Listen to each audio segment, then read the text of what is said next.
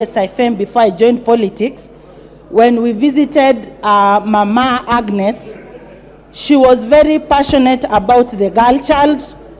I used to advocate for teenage.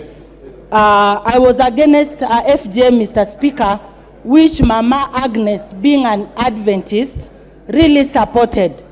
She raised 6 girls. And Mama Agnes told me, Donya, when you become a mother, make sure you guide your girls through having good morals, even having a wedding, not come to stay. Mama Agnes advocated for weddings. You get married at a proper age when you are a virgin.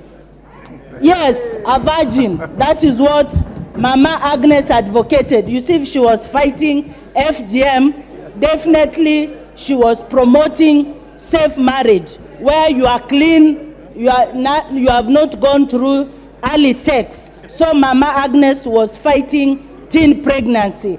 That's why Donya standing here obeyed to that law of being a virgin. I got married when I was a virgin, Mr. Speaker. Through the advice of Mama Agnes, who is Mama Jerusha's mother. In Kisii County, I fight for teen pregnancy. I fight for FGM, courtesy of Mama. Fight against. I'm a mother of 2 girls. You can be assured my girls will be virgins when they'll be getting married.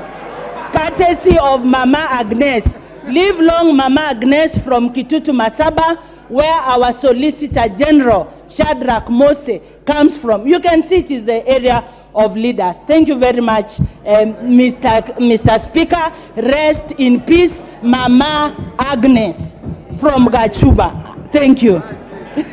Thank you very much. Honorable members, order. Honorable Opio and I. Order, honorable members. Yes, the Honorable Speaker. Honorable and I, this is the correct time that you should have stood. Thank you, I'm well guided. Prosecute your matter. I was telling the Honorable Chungwa that I've been out of this house for some time. I've been engaged in other national duties.